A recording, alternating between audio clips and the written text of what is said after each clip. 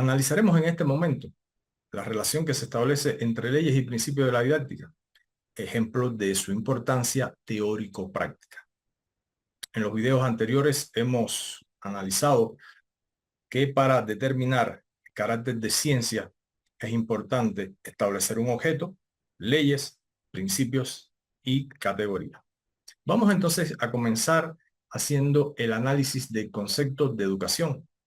Podemos determinar que en su sentido más amplio, este incluye la instrucción y a la educación en el estrecho sentido de la palabra. Es así como la instrucción se refiere al conocimiento, habilidades y hábitos, mientras que la educación se refiere a pensamientos, sentimientos, convicciones, valores y actitudes. Es importante retomar una expresión que fue planteada por José de la Luz y Caballero, este filósofo académico cubano, cuando expresó, y esto constituye un aforismo a tener muy en consideración: instruir puede cualquiera. Si estamos hablando que la instrucción está relacionada con conocimientos, habilidades y hábitos. Educar, refirió José de la Luz y Caballero, solo quien sea un evangelio vivo. Si vemos a la educación como ese proceso que tiene que ver con el desarrollo de pensamientos, sentimientos, convicciones, valores y actitudes. Dada la gran importancia de los conceptos de instrucción y educación, estos resultan, y lo pueden encontrar ustedes en diversas literaturas que fundamentan el carácter de ciencia de la didáctica, en categorías esenciales para las ciencias de la educación. Entre tales categorías existen diferencias, pero a su vez ellas expresan unidad y correspondencia. Esto quiere decir que, aunque son conceptos diferentes, se deben dar de manera integrada. Podríamos decir dialécticamente integradas en el proceso de enseñanza-aprendizaje. Esto quiere decir que siempre que se instruye, se educa. De la misma manera que siempre que se educa, se instruye. Regularidad que está presente en el proceso de enseñanza-aprendizaje en cualquier contexto en que tenga lugar. En el caso particular de este diplomado que usted está cursando, en la educación superior, en el primer año, en el segundo año, en el tercer año, en una asignatura de didáctica, en una asignatura de enfermería, en una asignatura de ciencias sociales, en una asignatura de psicología, siempre que usted instruya, educa; siempre que usted educa, instruye. No podemos perder de vista que las leyes son objetivas, por lo que éstas se manifiestan independientemente de la conciencia de los seres humanos. Antes de este video, usted tiene un podcast de audio en el cual se interpreta la posición del doctor Carlos Álvarez Saya con respecto a lo que este académico y reconocido investigador, pedagogo, didacta, reconoce y plantea en su libro sobre la didáctica general, la escuela en la vida, cuáles son las leyes que considera. Y son leyes que estamos retomando dentro de este diplomado para que usted las conozca, pero también las asuma y las aplique en el proceso de organizar, planificar, conducir y evaluar el proceso de enseñanza-aprendizaje. Ya habíamos mencionado anteriormente que son objetivas y que éstas se manifiestan independientemente de la conciencia de los seres humanos. Quiere decir esto que usted puede ser profesor en una carrera de medicina, en una carrera de enfermería; usted puede estar dando una asignatura y aunque usted no conozca estas leyes, ellas se van a estar expresando en el proceso de enseñanza-aprendizaje que usted está desarrollando. Por lo tanto, podemos afirmar que toda ley refleja lo esencial y expresa las relaciones generales, necesarias, reiteradas y relativamente constantes que se expresan en un proceso. Ello significa que el cumplimiento de toda ley adquiere cierto carácter de universalidad en el ámbito en que se está expresando.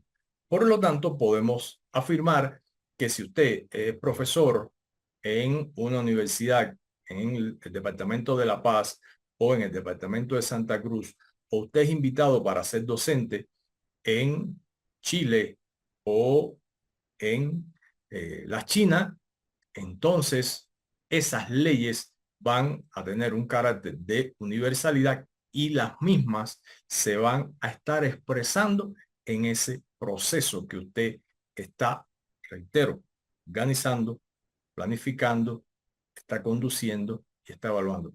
Y lo repito tantas veces para que quede como un refuerzo a nivel de estructuras neuronales. ¿Por qué?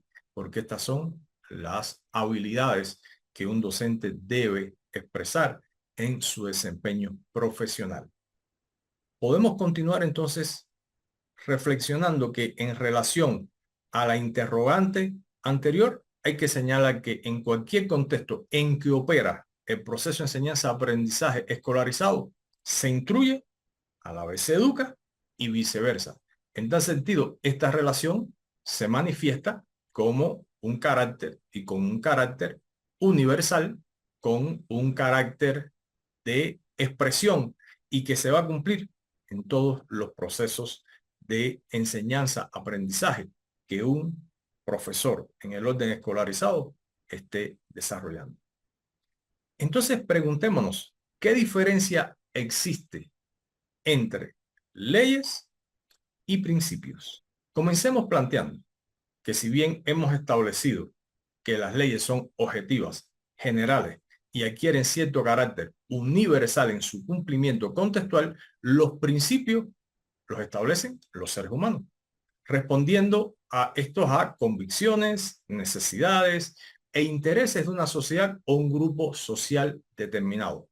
Podríamos decir, en otros términos, que si bien la ley se cumple de manera indefectible, el principio ha de estar acompañado de un propósito, de una intención o compromiso para llevar a cabo su cumplimiento.